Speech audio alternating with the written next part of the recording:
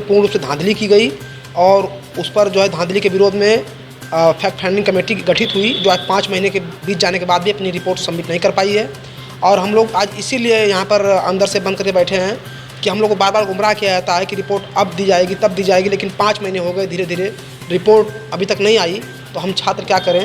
ये सवाल हमारा आम जनमानस से और विश्वविद्यालय प्रशासन के लोगों से है, वीसी से है कि हम लोग क्या करें।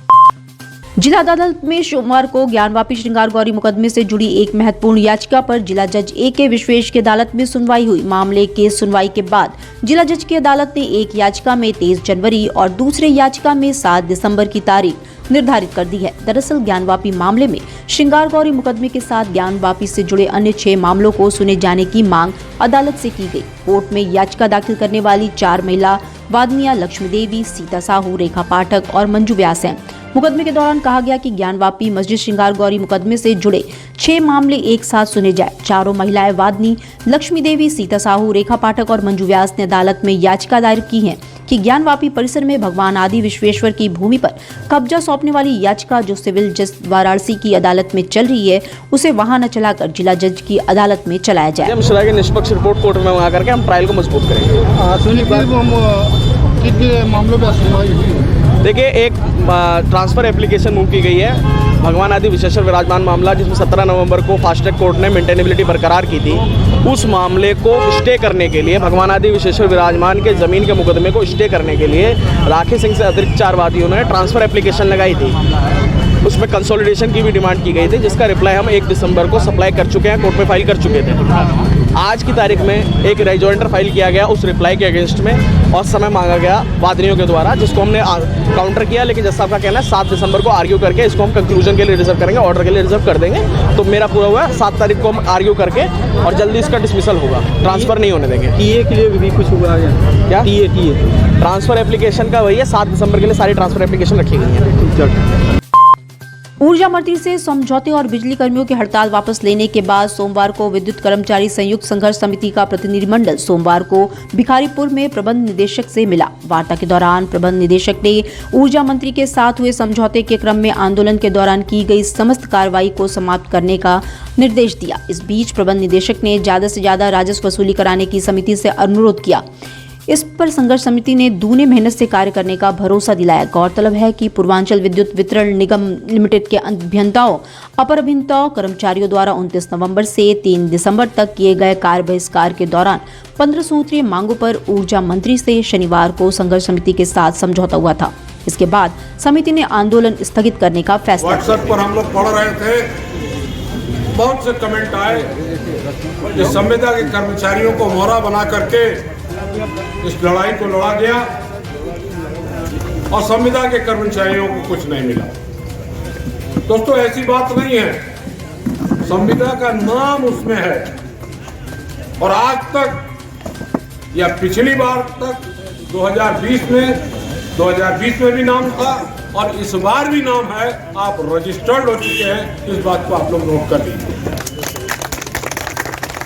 जहां तक संविदा की सुविधाओं का सवाल है, अभी तक हम लोगों ने यह देखा था और इस पूर्वांचल विद्युत वितरण निगम लिमिटेड में हमने एजेंडा भी दिया कि विभिन्न जगहों पर चाहे ट्रांसमिशन हो। जिलाधिकारी एस राजलिंगम ने सोमवार को प्राथमिक विद्यालय सिकरौल 1 नगर क्षेत्र का औचक निरीक्षण किया। इस दौरान शिक्षा मित्र पुष्पा राय, आंगनबाड़ी कार्यकर्त्री बीना देवी, ममता चौबे व सहायिका पिंकी यादव अनुपस्थित मिली। इस पर चारों को बर्खास्त करने का निर्देश दिया। सख्ती से प्रशासनिक अमलों में खलबली मची रही। डीएम ने विद्यालय परिसर में साफ सफाई न होने पर काफी नाराजगी व्यक्त की। उन्होंने बच्चों से सवाल जवाब कर शिक्षा की गुणवत्ता पर की और बच्चों के जवाबों से संतुष्ट दिखे। कुछ बच्चों के पास किताबें न होने पर नाराजगी व्यक्त की। उन्होंने बच्चों से पूछा कि पैसा मिल रहा है कि नहीं।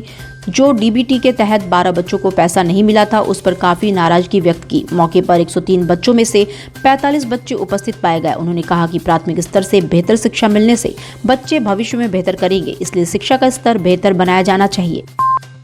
जैतपुरा थाना क्षेत्र के सरैया रेलवे डॉट पुल के पास सेतु निगम की लापरवाही आम लोगों के मुसीबत का कारण बन गई। डॉट पुल के पास सेतु निगम की ओर से निर्माण कार्य कराया जा रहा है। वहां पिलर के लिए खोदे गए गहरे गड्ढे से पानी निकल रहा है, जो लोगों के लिए मुसीबत का सबब बन गई है। इसके साथ ही लोग रेलवे लाइन पर पार करते समय आ जा रहे हैं। इससे दुर्घटना की आशंका बनी हुई है। डॉट पुल के नीचे जल जमाव से वाहन चालक किसी तरह निकल पा रहे हैं। पैदल जाने वाले या गंदे पानी से होकर जा रहे हैं, लेकिन अधिकतर लोग ढलान चढ़कर रेलवे लाइन पार कर रहे हैं। इसमें लोगों को हाथ में साइकिल उठाकर रेल लाइन पार करते हुए दिखाई दिए हैं। ऐसे में यदि उस लाइन पर ट्रेन आ गई तो हादसा हो सकता है। खतरे की स्थिति को देखने के बाद भी समाचार दिए जाने तक सुरक्षा के नाम पर वहां फोर्स की तैनाती नहीं की गई थी। बता दें कि सरैया डाट पुल के पास ओवरब्रिज बनाने के लिए पिलर की खुदाई हो रही है। काशी तमिल संगमम में तमिलनाडु से आए शिक्षकों के समूह ने उत्तर प्रदेश के विकास समेत अन्य कार्यों की कॉपी को जांचा और मुख्यमंत्री योगी आदित्यनाथ के गवर्नेंस को ज्यादातर में 10 में से 10 नंबर दिए। वहीं कुछ शिक्षकों ने योगी सरकार को 10 में से 9 नंबर भी दिए, जबकि कुछ ने कहा कि सीएम योगी के कामों को नंबरों में नहीं आंका जा सकता है। तमिलनाडु से आए मेहमानों ने यूपी के मुख्यमंत्री योगी आदित्यनाथ को अन्य प्रदेशों के लिए रोल मॉडल बताया। वाराणसी में चल रहे 1 माह के काशी तमिल संगमम में 200 से अधिक शिक्षकों के ग्रुप ने वाराणसी, प्रयागराज और अयोध्या का भ्रमण किया। डी मुरुगनम कहते हैं कि योगी के मुख्यमंत्री बनने पर गुंडों ने अपने हथियार रख दिए हैं और अपनी जिंदगी बचाने के लिए अन्य काम कर रहे हैं। उन्होंने कहा, योगी के बुलडोजर ने यूपी की कानून व्यवस्था को सुधारने में काफी अहम प्रभाव डाला है। उत्तर प्रदेश की कानून व्यवस्था बहुत मजबूत हुई है। इसके लिए योगी आदित्यनाथ को 10 में से 10 नंबर देते हैं। स्वागत किया ना, वो हमने सोचा भी नहीं था इतना खुशी से हमको स्वागत करेंगे करके, बहुत खुश हुआ था। क्या घूमा आपने, क्या अच्छा लगा? इधर काशी का मंदिर देखा था, फिर गंगा रिवर देखा, यमुना रिवर देखा, संगमम देखा था। उधर अयोध्या गई थी, उधर भी अच्छा से सब घुमा के अच्छा लगा था। क्या लगता है यूपी के जो सीएम हैं पॉलिटिशियन भी हैं और एक संत भी हैं?